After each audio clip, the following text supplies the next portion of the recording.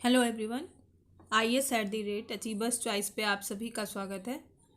इस वीडियो में हम लोग शोध अभिवृत्ति पे आधारित 10 क्वेश्चंस करेंगे और ये पार्ट 1 है, जो कि UPHESC और PGT के एग्ज़ाम्स बहुत ही नज़दीक हैं। साथ ही GDC का भी फॉर्म आने वाला है, उसकी भी वैकेंसी आने वाली है, तो उसमें भी ये जो टॉपिक है वो कॉमन है। साथ ही नेट JRF के लिए भी इम्पॉर्टेंट चैप्टर है ये शोधाभिवृत्ति। यहाँ से क्वेश्चन उसमें भी बहुत ज़्यादा आते हैं, पेपर 1 में भी। और ऑप्शनल सब्जेक्ट अगर ये वाला पार्ट होता है शोधाभिवृत्ति, वहाँ से क्वेश्चन आते हैं। तो इसलिए चलिए इसको वीडियो को ध्यान से सुनिएगा। इसमें क्वेश्चन जो चुने गए हैं बहुत ही मोस्ट इम्पॉर्टेंट क्वेश्चंस हैं, जो आने की संभावनाएं बहुत ज़्यादा हैं। बिना समय गंवाए चलिए इसको स्टार्ट करते हैं। पहला क्वेश्चन है, निम्नलिखित में से अनुसंधान को किस रूप में वर्गीकृत किया जा सकता है? तो इसके ऑप्शंस देखते हैं। पहला है आधारभूत, प्रयुक्त और क्रियात्मक अनुसंधान के रूप में। दूसरा है मात्रात्मक और गुणात्मक अनुसंधान के रूप में। तीसरा है दार्शनिक, ऐतिहासिक, सर्वेक्षण और प्रायोगिक अनुसंधान के रूप में। और लास्ट का ऑप्शन उपरोक्त सभी। तो कौन सा सही है कि अनुसंधान को किस रूप में हम वर्गीकृत कर सकते हैं, ये क्वेश्चन है। तो इसका सही आंसर डी है, ये सभी रूपों में हम वर्गीकृत कर सकते हैं। नेक्स्ट क्वेश्चन, अनुसंधान के दो मुख्य दृष्टिकोण कौन से हैं? पहला ऑप्शन है तथ्यों का संग्रह और विश्लेषण। बी ऑप्शन है सर्वेक्षण और प्रश्नावली। सी ऑप्शन है न्याय दर्श का चयन और तथ्यों का संग्रह। डी ऑप्शन है गुणात्मक और मात्रात्मक। तो इसका सही आंसर है डी, गुणात्मक और मात्रात्मक। ये दो मुख्य अनुसंधान के, जब आप अनुसंधान को अच्छे से पढ़ेंगे तो उसमें बहुत सारे जो टॉपिक हैं, जैसे कैसे किस तरह से हम देख सकते हैं, तो गुणात्मक में कौन सा अध्ययन होता है, मात्रात्मक में किस तरह के टूल्स यूज़ होते हैं, ये सारी चीज़ें किन आधारों पर इसका अध्ययन किया जाता है। तो वही आधार जो होते हैं वो होते हैं मूलतः गुणात्मक, जिसको हम काउंट नहीं कर सकते। मात्रात्मक, जिन चीज़ों को हम डेटाबेस पे काउंट कर सकते हैं, डेटा कलेक्ट करते हैं, तो उसमें कुछ चीज़ें काउंटिंग वाली होती है, कुछ चीज़ें अनकाउंटेबल होती है। नेक्स्ट क्वेश्चन है, गुणात्मक अनुसंधान का अर्थ है। पहला ऑप्शन है यह बिना किसी उद्देश्य के होता है। यह मुख्य रूप से घटना के समन्वेषण से संबंध रखता है। सी ऑप्शन या संख्यात्मक तथ्यों का संग्रह और विश्लेषण से संबंध रखता है। डी ऑप्शन है उपरोक्त में से कोई नहीं। तो इसका सही आंसर है बी, यह मुख्य रूप से घटना के समन्वेषण से संबंध रखता है। नेक्स्ट क्वेश्चन है, प्रयोगात्मक अध्ययन किस पर आधारित होता है? एकल चर सिद्धांत, कार्य साधन, दोनों, ए और बी दोनों सही है, या उपरोक्त में से कोई नहीं। तो इसका सही वो है ऑप्शन, इसका है सी, एकल चर का सिद्धांत और कार्य साधन दोनों पे प्रयोगात्मक अध्ययन आधारित होते हैं। नेक्स्ट क्वेश्चन, अनुसंधान परियोजना को नियत करते समय किस महत्वपूर्ण व्यवहारिक विषयों पर ध्यान देना चाहिए? इसका पहला ऑप्शन, एक रुचिपूर्वक सैद्धांतिक परिप्रेक्ष्य पर। बी शोधकर्ता के ज्ञान पर। सी है समय और अन्य संसाधनों की उपलब्धता पर। डी है उपरोक्त में से कोई नहीं। तो इसका सही आंसर है 5 का सी, इस समय और अन्य संसाधनों की उपलब्धता पर। नेक्स्ट क्वेश्चन, अनुसंधान अभिकल्प का क्या अर्थ है? पहला ऑप्शन, सामान्य विधि है जो कि सभी शोधकर्ताओं द्वारा शोध को कार्यान्वित करने के लिए अपनाई जाती है। यह गुणात्मक और परिमाणात्मक विधियों में से किसी एक का उपयोग करने के अंतिम विकल्प है। सी है या शोध निष्कर्षों की प्रस्तुति है। डी या प्रदत्त संग्रह और उसके विश्लेषण के प्रत्येक चरण के लिए एक रूपरेखा है। तो इसका सही आंसर है 6 का डी, यह प्रदत्त संग्रह और उसके विश्लेषण के प्रत्येक चरण के लिए एक रूपरेखा है। नेक्स्ट क्वेश्चन है, जब एक चर के मूल्य में वृद्धि होती है तो दूसरे चर के टाइपिंग एरर है, दूसरे चर के मूल्य में भी वृद्धि होती है, तो उसमें सहसंबंध गुणांक कैसा होगा? ये टॉपिक भी बहुत इंपॉर्टेंट है। सहसंबंध गुणांक का 7 का है, ए ऑप्शन सकारात्मक होता है। आप राम आहूजा की सामाजिक अनुसंधान की बुक आती है, राम आहूजा, इसको अवश्य पढ़िए। सामाजिक अनुसंधान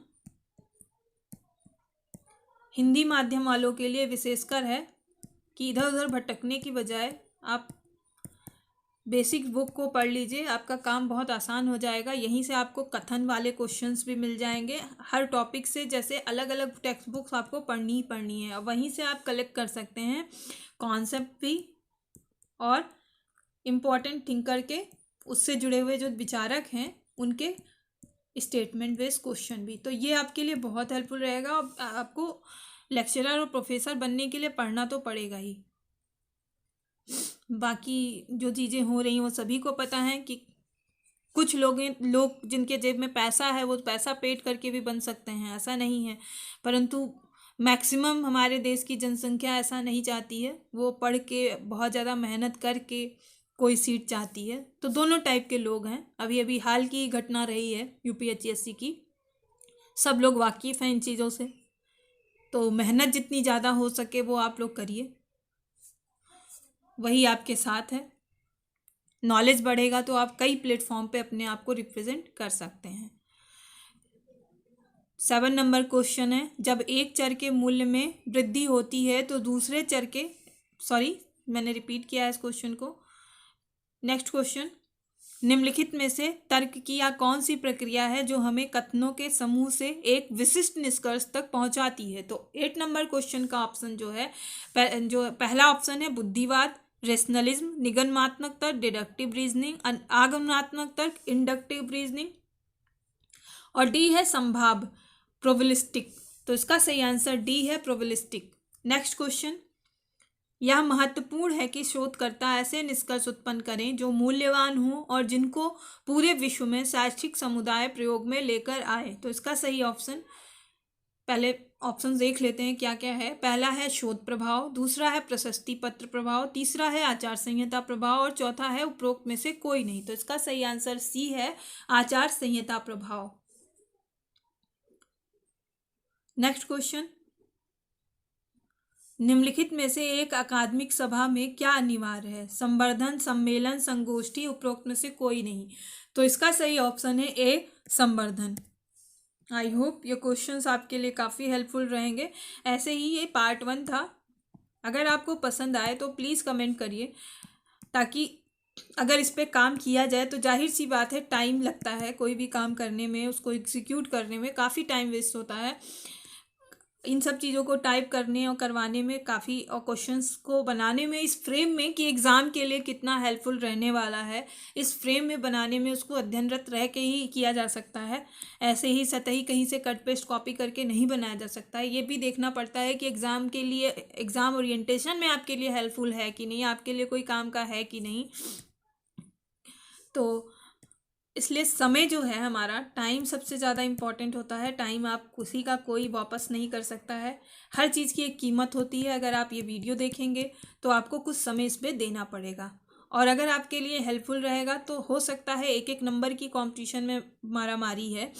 अगर आपका 1 नंबर का भी क्वेश्चन इससे बन जाए, आपका एक क्वेश्चन भी इस वीडियो से 10 क्वेश्चन में से भी आ रहा है, तो आई होप ये समय जो मैंने दिया या आपने इस पर दिया वो आपके लिए बेनिफिशियल रहेगा।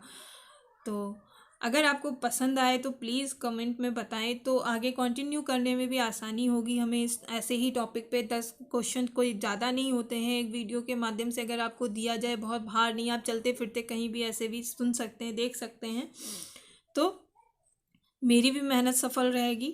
क्योंकि टाइम इज़ लाइफ, अगर टाइम जाता है तो लाइफ खर्च होती है। ठीक है,